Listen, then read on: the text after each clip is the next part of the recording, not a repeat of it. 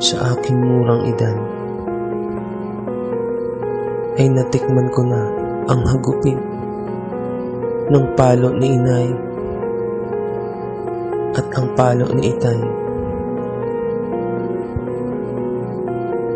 Hindi ko natagpuan sa aming tahanan ang lingap ng aking mga magulang.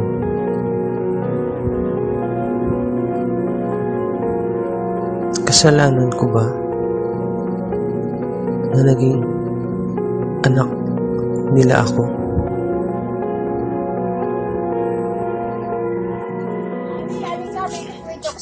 Ay, sakto, Mari. May kukwento din ako sa'yo, Mari. Alam mo ba sa Aling Epang doon, tinamanan yung text. Tapos yung, huwag kang magulo! Busy ako! Huwag ka sabing magulo eh!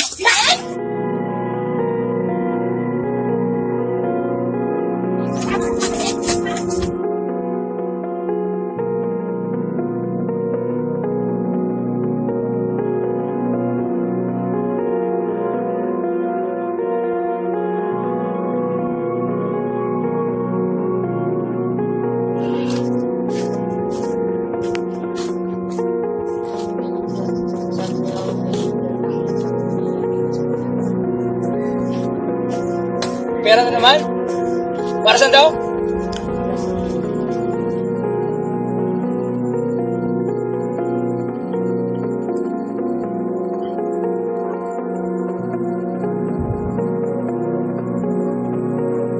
Wala ka tayong ginawa kami dito?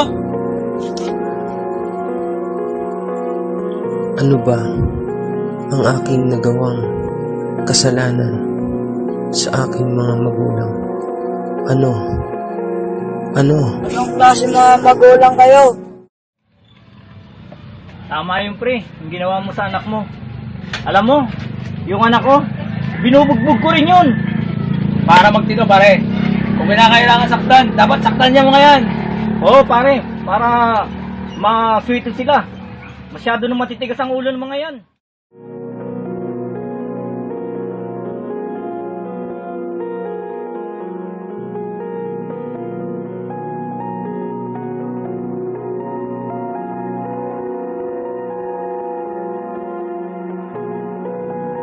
Ano ba?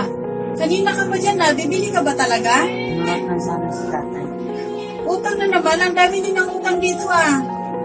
Sa iba ka na lang mangutang. Ang dami ko pang gagawin.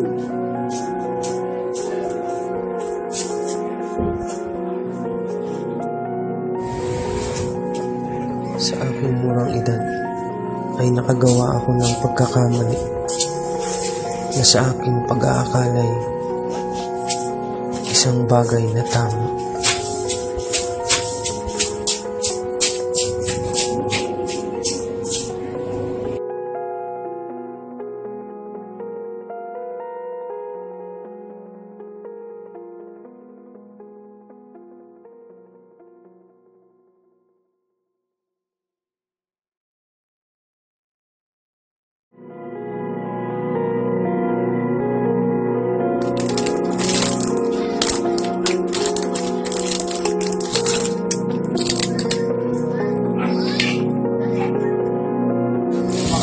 Nakakain yun.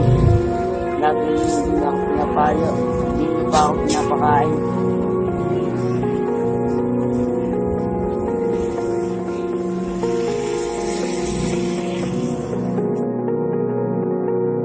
Naging masalimuot ang ikot ng aking mundo hanggang sa aking paglaki.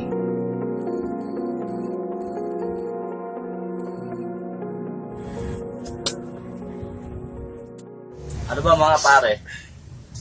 Wala pa ba tayong mga plano? Ubus na yung kinita ko nung nakaraan. Kailangan ko na ng pera. Kating-kating ng mga kamay ko. Oo nga, boss. Ano ba tayo naglalakad? Tapos na yung unang kinila natin, ha? Balita ko, next week, second chance na. Easy lang kayo. Lahat ng mga bagay dapat pinaplano para swabe. Gagalaw tayo kaagad, tapos palpak naman. Di na sa kote pa tayo. Eh, malaki naman ang kinita natin noon, di ba? Tested na natin yan. O, dating gawi. Ikaw ang lookout. Ikaw titira, pasa mo sa akin. Boss, alam nang gagawin, boss. Dating gawi. O, sige. Babawi na natin yan. Walang Para sasablay, magkapera ha? na tayo. Walang Sigurado, boss. sasablay. Sigurado, boss. Sige, sige. Talaga lang alam ko. Kamukha talaga ng Nay. Ano yun? Si ate. Ano? Bakit? Ang ginawa? Anong ginawa? Kasalanan. Tawagin mo nga. Ate! Hari ka ate! Paano ka na yan? Sorry, Noy. Kasi nag-plant ako kanina, nabutas ko yung paboritong dahil kay Papa. Ano pa magagawa natin dyan? Mamaya pagdating ng Papa mo, maghingi ka na ng tawad. Dito yan. Nay! Nay! Halika nga dito! Nak, basahin ko na ito, nak. Kawikaan, 22 sa turuan mo ang batas sa daan na dapat niyang nakaran at pagka tumandaman siya ay hindi niya hiniwalayan. Ang galing talaga ng anak ko. Mga anak, lumapit nga kayo dito sa akin. Hindi, mga anak, maglinis muna kayo ha, magugas plato, maya-maya magdadalo na tayo. Sige na, maglinis muna kayo doon.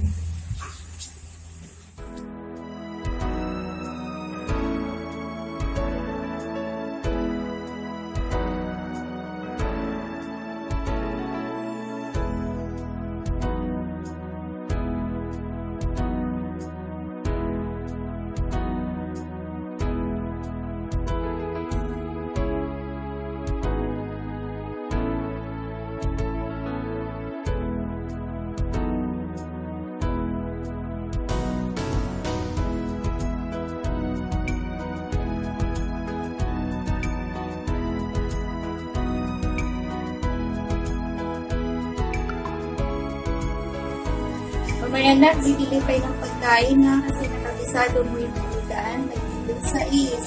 Yeah! Is! Ay talaga nanay ko.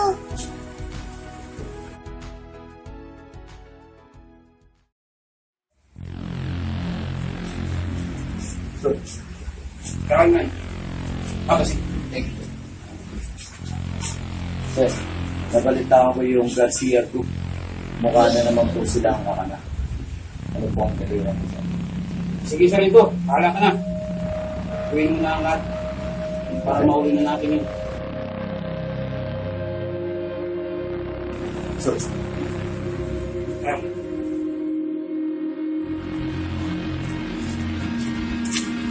Ay, salamat sa Diyos. Nakatanggap na ako ng second tranche. May pambayad na ako ng ilaw, tubig.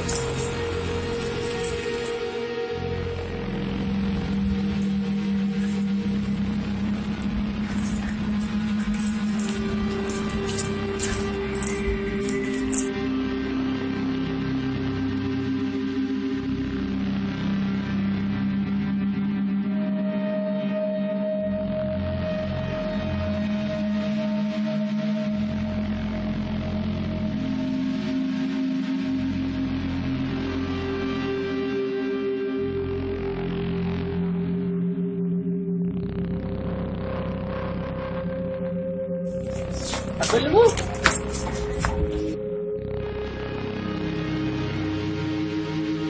Mga tulisan kayo. Masasakuti kayo namin.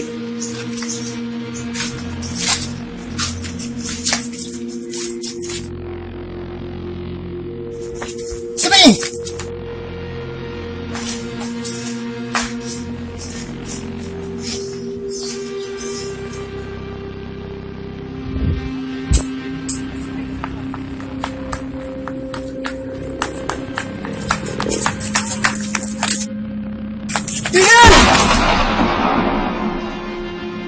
Nakadali rin. Dami nito. Dali!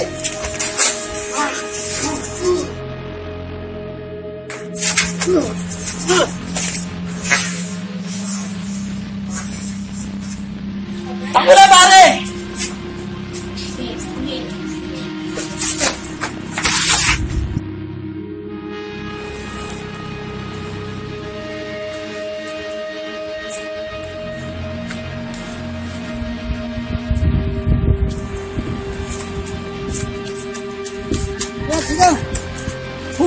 Dito, hintay. Muntik na kayo ron, ah. Oo nga eh. Saan kaya si boss? Yung pera kaya? Alam ko, nasa kanya eh. Ayun pa si boss eh. San?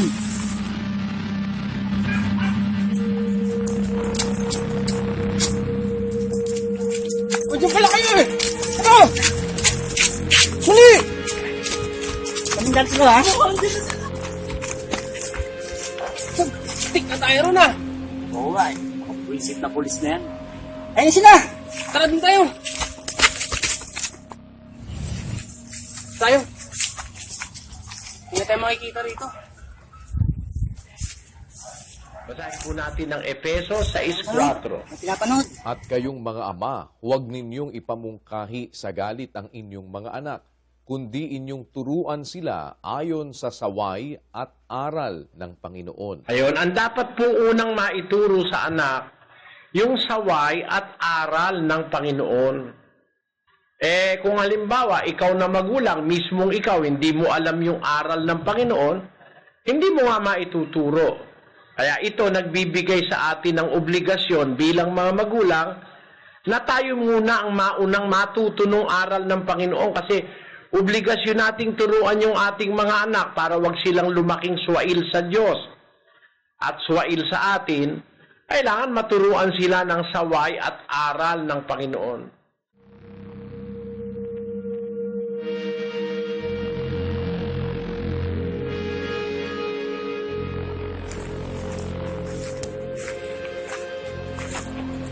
Pare, gatong tayo mo ngayon. Napaisip kasi ako, pre. Kahapon, yung pamilya na nakikinig sa TV, ang saya-saya nila kahit mahirap lang sila. Samantalang tayo, yung mga bata pa tayo, palagi tayong sinasaktan. Lagi tayong pinupulong. Kaya pinalaki tayo sa pulpi ng magulang natin. Naiingit ako sa kanila. Panahon na siguro para magbago na tayo. Kasi kaya siguro tayo naging ganito. Dahil pinalaki tayo sa sakit. Pinalaki tayo sa pulpi. Sino kaya yung pinapakinggan nila? Oo nga eh. Kasi ang galing niya magturo. Hanapin kaya natin sa YouTube para mapakinggan din natin. Sige, kunin mo yung cellphone mo. Panoorin natin. Pare, eto na, nakita ko na. Panoorin natin.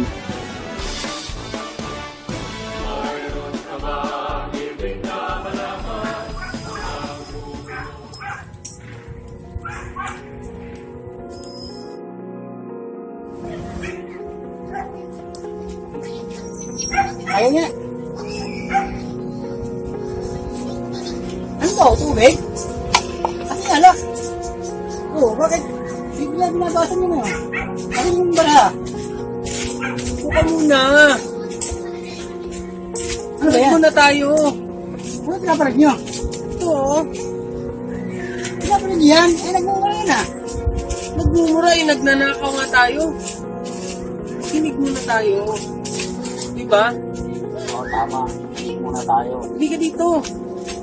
Bagong buhay na tayo. Mga san. Ano ibig sabihin? Dito na tayo. Mula nung malili tayo, magkasama tayo. Para paras naman tayong ginugupi nung malili tayo ah. Gusto mo mga hold up? Mag-hold up ka mag-isa mo. Basta kami ni boss, pagbabagong buhay na kami. Tama yun. Kung magkasama tayo sa masama, dapat magkakasama rin tayo sa mabuti. Diba? Hindi ka dito, manood muna tayo. Try mo lang! Wala namang mawawala. Basahin po natin ng Efeso 6:4. At kayong mga ama, huwag ninyong ipamungkahi sa galit ang inyong mga anak, kundi inyong turuan sila ayon sa saway at aral ng Panginoon.